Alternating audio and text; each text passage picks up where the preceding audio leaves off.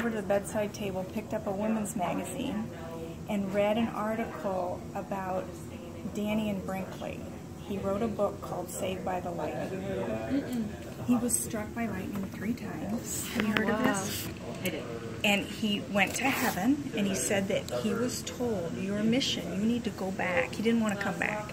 You need to go back and be a volunteer for hospice and tell other people about it. And for some reason, I read that article, then I read his book, and it was like something, it was a calling, in retrospect, 21 years ago. Do you believe in life after life? I do, especially after working this book, or just from the hospice experience. From the hospice in the book. And I've done a lot of reading about it. So that was my call. So that was a Sunday night. Are you spiritual or religious? Spiritual. Spiritual. So that was a Sunday night, feeling sorry for myself. So I thought, this is what I need to do. I need to get out of myself. So that Thursday, I called the local hospice and said I want to volunteer. And that started the journey. So I started volunteering, and I saw the hospice team come in. I was like, oh my heavens, what a difference they're making in the lives of these people. I want to be a part of that. So I stayed on that path, and I'm still on that path.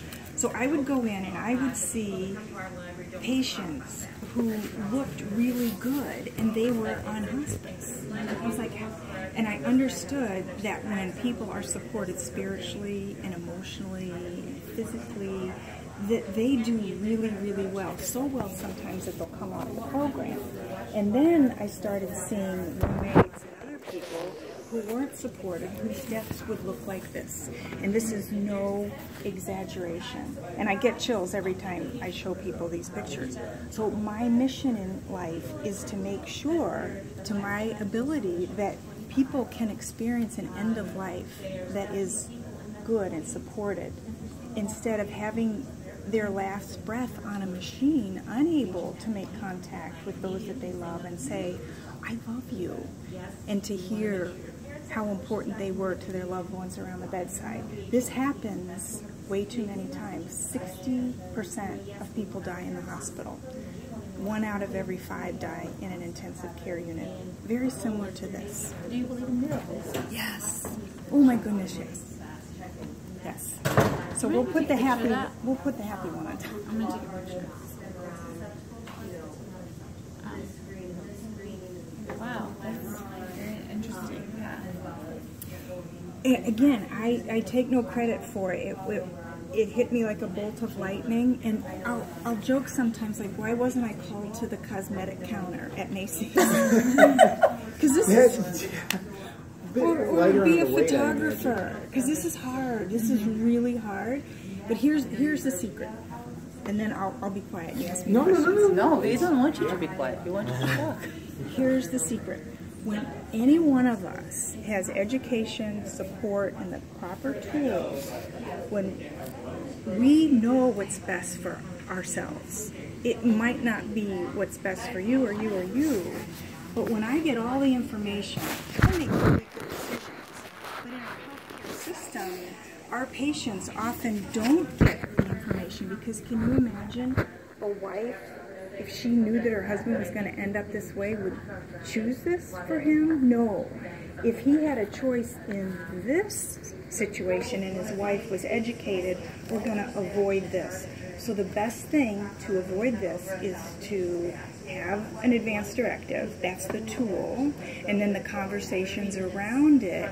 And then ask for help. Ask for help from a palliative care consultant or a hospice professional. And those 3 things are going to protect us so we can have a good end-of-life experience, and so can our loved ones. So it's about the empowered healthcare consumer. Each one of us needs to take responsibility. We can't say, well, they're going to fix it or they're going to do it. It's up to us. And then we help our loved ones, and then I come here and I help you, and then you're going to help other people. You're probably already thinking about it. Who has their advance directive in this group? Okay, that's great. And your loved ones? It's actually started a year ago when my father was diagnosed with stage 4 cancer, and even though I was in the field for a very long time, I never thought I was a little bit immature, like in this term. Like, I didn't think it was like it's happened to everyone except me. But when he was diagnosed, we actually sat down with my son, who was a part of the process because he had all of us, and we, it's the same unit, my mom, my dad, they are 80 years old, and my son is switching. We made decisions. And it's an ongoing conversation, isn't it? Yep. And it's not just for the elderly, because none of us is promised tomorrow. None of us is promised tomorrow. My son say just like, Mom, you can't do this. It's just like, no, it's not about I cannot do this. When I am there and I'm not responding, you're gonna make decisions. He's just like, I cannot. Do you really want me to be miserable? No, I don't. Well, I don't want this to be. It's actually one of the questions that we have. What is the most difficult question that you have through your career? You probably conducted zillion interview. You have seen many different situations. What was the most memorable moment that you have to go through your career with a family? Some of the story that you wanted to share. With the family? Patient and a family, like the person that you conducted. Just like something that you remember from your career. It's just like either or both. Okay, real quickly, I'll tell you two quick stories. One, and this repeats itself. This I saw over and over and over again. Have a patient who is very ill, has a terminal diagnosis, and the patient has not talked to their family because they don't want to upset their family.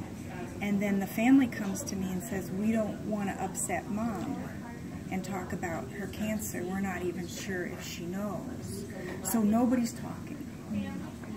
So then I talk to the family and I say, will you give me permission to talk to your mom? And I say to the mom, will you give me permission to talk to the family? And then what I say is, they know. They know. Really? Everybody knows. So then all I am is a facilitator. So is it okay if I sit in the room and we talk about what's going on? So then I just start asking questions, and then this miracle happens over and over and over again, that I step back and the families go like this, and then they're honest and they start talking about the important things, and I'm further back, and then the miracle happens, and then they have a beautiful conversation. That repeats itself, but it's so easy because we're scared not to talk about it. It's easier to do something else. So that's a story that repeats itself. And then the other one is very early in my hospice career. I went into a room and there was a hospice patient that looked very much like this gentleman, just very comfortable and lovely and fine. Looked like you could tie a big red bow around the patient. And then in the bed next to this woman, there was a woman who was grasping the side rails, and her eyes were as big as saucers, and she couldn't speak.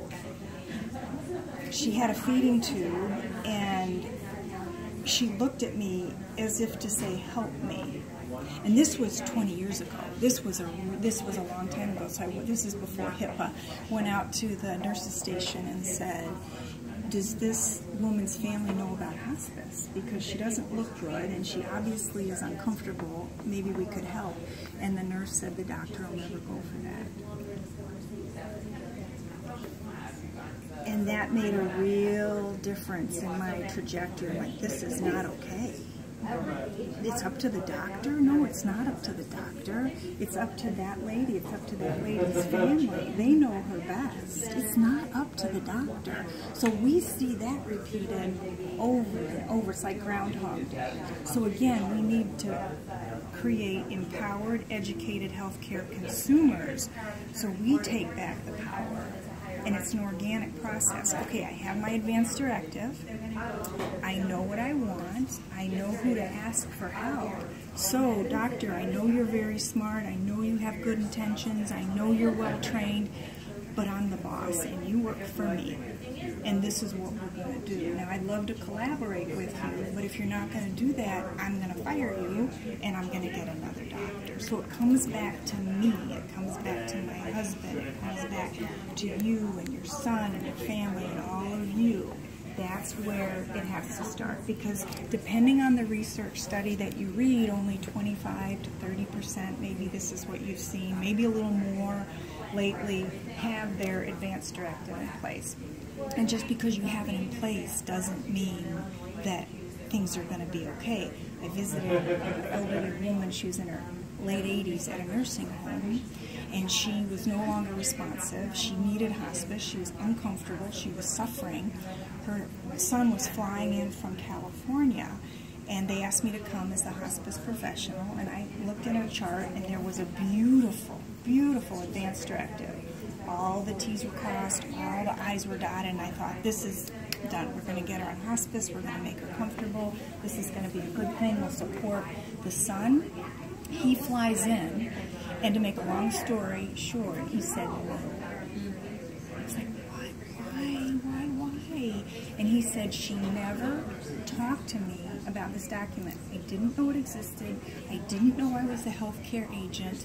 I don't want to be responsible for killing her. I'm not doing it. I'm not going to pull the plug.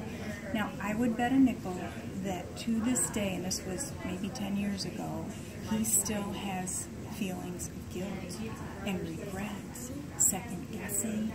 And whose responsibility was that? It's another question we have. Who in family, who person usually identify as a power of attorney? Is it a family member or a person who's emotionally detached but still involved? Again, that is up to the individual creating that form. It was her responsibility to fill out that form, which she did beautifully. She went to a law firm, but you don't need that, as you know, to name her son. That was the best person for her, but it was her responsibility to have that conversation. No, but we're talking about in general, like through the statistic, through your career, you see so many different cases, and each case is unique. But right. In general, people, when they already have a diagnosis, when they have an option to have a power of attorney, who they identify as a power of attorney? It's usually, in my experience, it's usually a family member, but not always, because some family members will say, I just can't do it. I wouldn't be able to pull the plug. I couldn't do it. So some people will have best friends, some people will have a pastor, some people will have an attorney, but mainly it's in the family. From what I've seen. And is the same person can be responsible for financial affairs? It depends. It depends. The power of attorney for healthcare is typically a self-contained document, but some lawyers will draft both. We're creating this big document. It's going to be for finance and for healthcare. The question that our legal person has is it a conflict of interest, or how did you see this play roles? Because expediting the process, some people may benefit and they may not serve the best interest of the...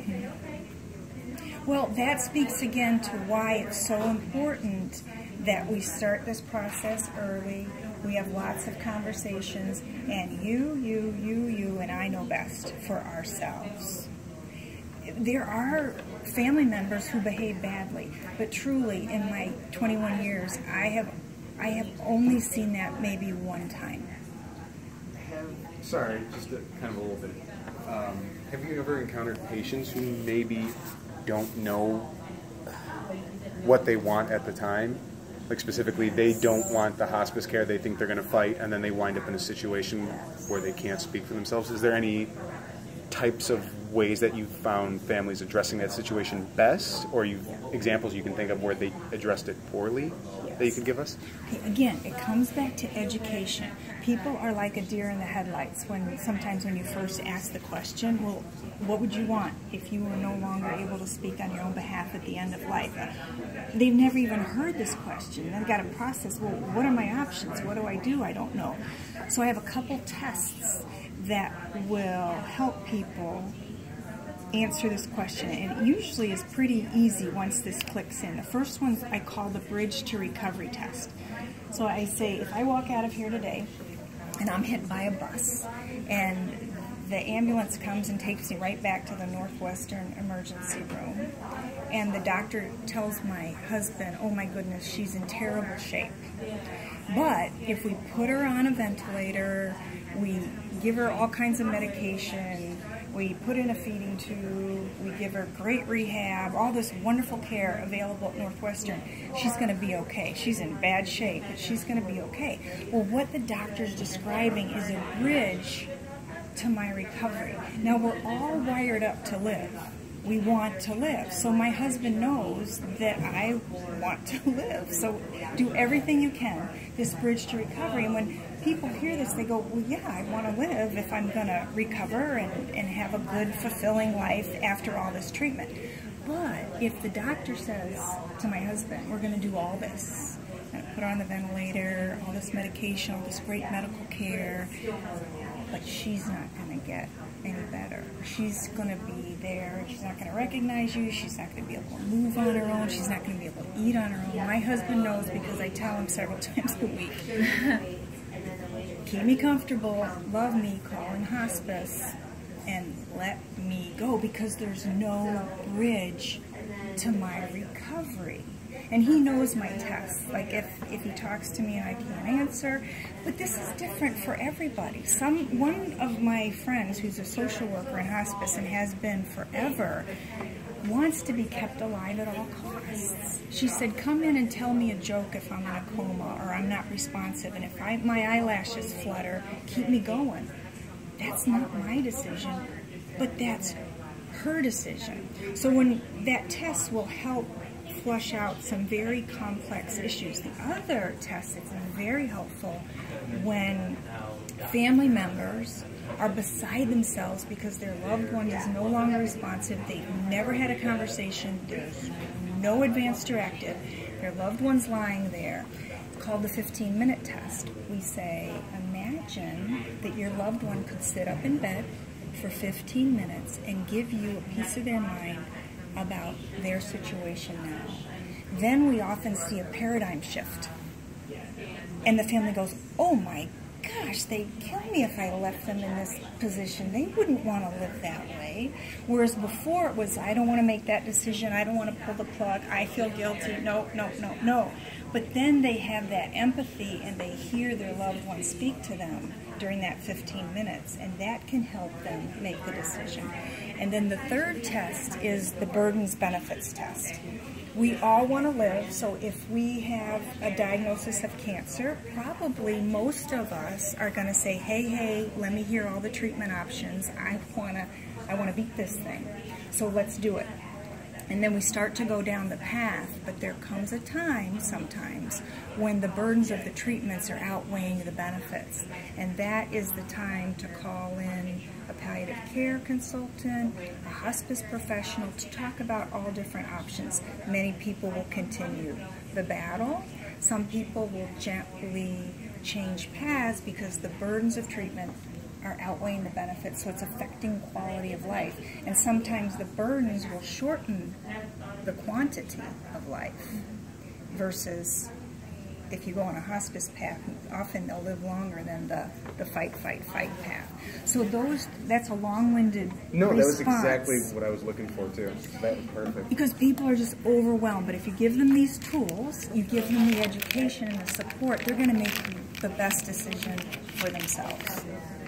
To follow up earlier with it, do you think there's an opportunity for earlier intervention to educate them just about what hospice is or palliative care? Yes. Do you think there's do you think that conversation should be started with the development of an advance directive or somewhere in between? I do, because as I said earlier, none of us is promised tomorrow. So if knowledge is a good thing about everything, whether it's politics or the environment or nutrition, this is our health care. So yes, I don't know if Jerry's told you, I'm sure you're aware of the Emmy products they have. Yeah. Oh, they're wonderful. Yes, education is a beautiful thing. The earlier the better, because in Illinois we can fill out that advance directive when somebody's 18. Oh, let's see. We do have okay. Sorry.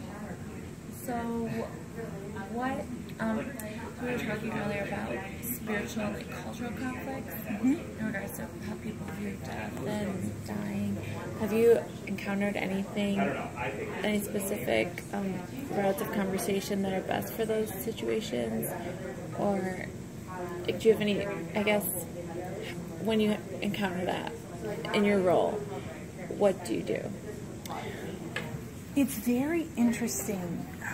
In my hospice experience, there has always been, because it's a Medicare benefit. Oh, okay, and I'll talk really fast. There's a chaplain always on the team.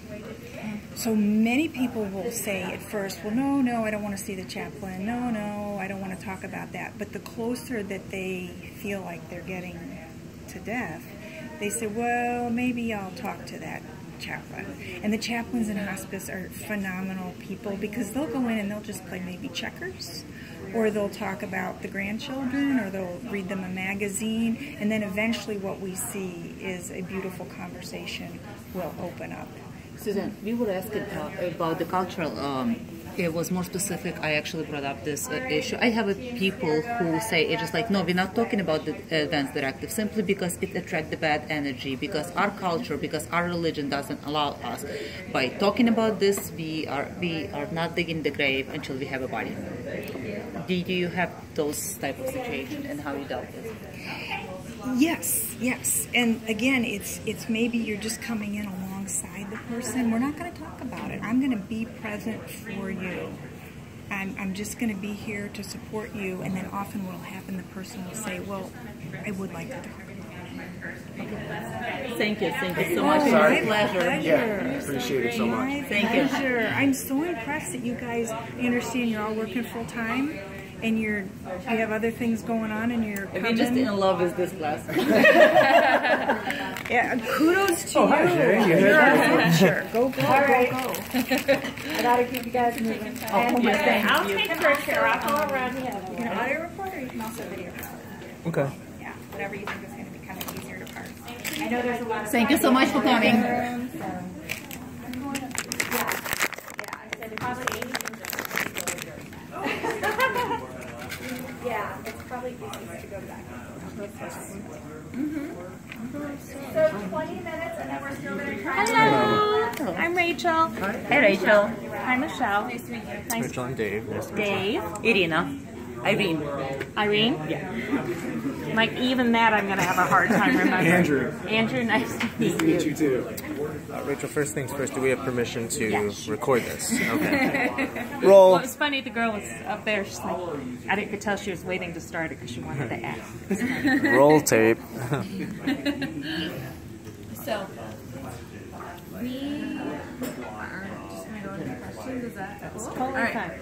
So one of the first ones we wanted to talk about is kind of like get a narrative from you of any specific stories, particularly like challenging moments in your career in regards to advanced directives. And do you have any specific stories?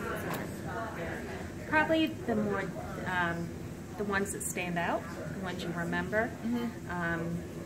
So about 8 years ago, I used to work for a hospice. It was in Chicago, and it reached out to minority. I'd say 96% of our patients, African American, very low income. And it was my first, well, I guess it was 10 years ago, introduction to hospice. So not only was I learning about hospice, I was learning about all the disparities in healthcare and what happens in different communities. And I would see some of the challenges working with these families who are not only dealing with issues as far as what would I want if I couldn't make my own decisions, but how do I pay my gas bill? How do we keep the water on while mom is dying? You know, and it's like realizing depending on the demographics of a community, their issues are so much bigger than what we could even comprehend. Would you please tell your background and how you came to the point where you were introduced to the hospice? I think it was about 10 years ago I started working for a hospice. And I worked for the hospice in Chicago for about 5 years. And I was their marketing director, so I did a lot of education and outreach, and I met with families and provided education. I then started working, I volunteered for Pulse, Illinois. I think Jerry just mentioned it today. It's the pink forum. Mm-hmm. All right, so I was volunteering for that organization. It was all volunteer driven, and they got a very, very, very small grant, and then I became their director.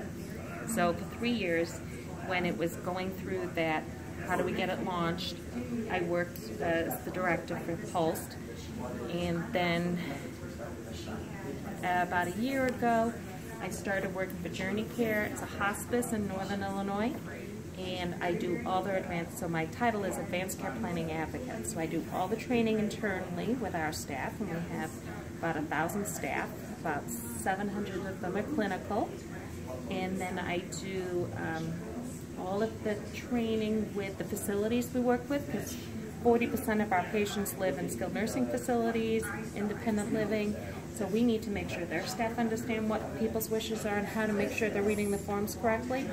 And then I do community outreach. Busy woman. I have a few things on my plate, and I still volunteer. I'm still on the executive team for Pulse. So all the emails that ever go through Illinois Pulse come to me. So if you ever have a Pulse-y question, I'm the one who'll answer it. It'll wind up there eventually. Yes, yes. Wow. So I kind of see a variety. I see the clinical questions coming through from our staff. I see questions from families. So I kind of have, I see it from various, you know, and I was telling this group, I've been doing a lot of education recently in the communities, and it's interesting. I just did one at Wilmette Library and Evanston Library. The people attending are, most of them have post-grad degrees. Educated people at this point seem to be more interested in or reaching out to learn more about advanced care planning. I reached out to other libraries such as, I'm trying to think, which one was it? There's several on the south side suburbs. They said, no, we have no interest. People in our community do not want to know about this. No one will come. So, you know, I don't have enough data to say, oh yes, it's definitely people who are more educated, but it does seem to be, libraries won't even schedule events in some of the other communities. They have no interest, but immediately when I reached out to Glenview, Northbrook, Evanston, Wilmette, they said, absolutely, this is what our community wants. And the response has been fabulous. Do you see the correlation between the people being in a more advantage, like they have some financial interest and they wanted to protect their assets at the same time? This is not the representing their will. Advanced care planning that I'm doing is all healthcare related. I don't discuss the financial aspects of it. So the people coming are truly coming because they want to make sure their wishes for their health at end of life are being documented and are being addressed. They're not coming because they're concerned about their finances. In the 10 years of career, which is the most challenging interview that you have? Which is the most challenging, most memorable moment that you can recall? Probably in all of the experience, it would be the first hospice I worked for. When the demographics of groups is very different. So in the African American community, especially lower income, if like a mom, dad is sick, you'll end up with 30 family members there in a group wanting to understand what's happening. And their perspective on healthcare is very different than what our perspective and what our own experiences have been. So you're addressing not just, there's so many challenges that are not just, that they're afraid that if they choose things such as I don't want to be resuscitated, that they're not going to get medical care. So you're addressing issues on a level that is much, much deeper than, if your heart stopped beating and you died, what would you want? They're afraid that if they say do not resuscitate, they're going to start getting care 3 months prior to that. Oh, well, they were do not resuscitate, so we're not going to give them any care. They see it as do not do anything. So you're trying to provide education on a level, and they're dealing with issues, in their culture that are so much deeper You know, they have experiences and they're valid reasons for feeling the way they do. So trying to make sure that you're respecting their wishes and providing them with the information, but also understanding where it's all coming from, it makes it's something you just need to be so incredibly aware. You know, we have to kind of think, this isn't me, and this isn't my wishes, trying to remove yourself from it and saying, what is it that's important to this particular person, and how can I help them? And the 29 other people all sitting here that all want to understand and all have a very strong opinion. So you have to allow a long time. They're not quick conversations. Not that. So what is your approach to like the advanced directive conversation? Like, it sounds like you have a lot of experience in situations where it's not, people don't understand it at all. So. Well, the very first question, and I encourage all of our staff when talking to them, the very, very, very first question I would strongly recommend asking the patient and the family, what do you understand about your illness? What do you understand? Where are you? What have you been told? What do you know, what is your knowledge or awareness of what's happening? Most people, the last year of life, they're seeing 10 to 12 different doctors in that last 12 months of their life. Those doctors aren't connecting and saying, oh, well, what'd you tell them? Let me build on it. Let me make sure we're giving them a cohesive message. So if you have 10 to 12 different doctors, some of them are specialists, they're reporting back on one specific issue. Most people don't really get what's happening. They know they may have something. They have no idea how it's going to progress. So they may have stage 4 lung cancer. They don't know what that looks like. What's going to happen 2 months from now? What's going to happen 4 months from now? What are symptoms I can expect? And what are issues I may anticipate having that I'm going to have to decide how I want to manage that. So the biggest thing is for us, we need to know if it's something happening to me, what's happening. I want to know, and I want to have an idea. It allows people to have control and start to take control, because when you're in and out of hospitals, you lose all control. You're just being told what to do, and this allows people to say, you know what, I get what's happening. I now have I can decide what I would or would not want if I understand what that might look like. So that's always my first approach, and it kind of opens up the conversation, because even if the patient may understand, family members may not get it, and it allows them all to be on the same page. Kind of like facilitate. You have to like facilitate. And then the other, once you start to understand that, then you start talking in a very general, you know, what's important to you? What makes your life enjoyable? What are the things that are important? And it's going to be different when you have that conversation with someone who's 20 versus 50 versus someone who's 80 who's been diagnosed with a life-limiting illness.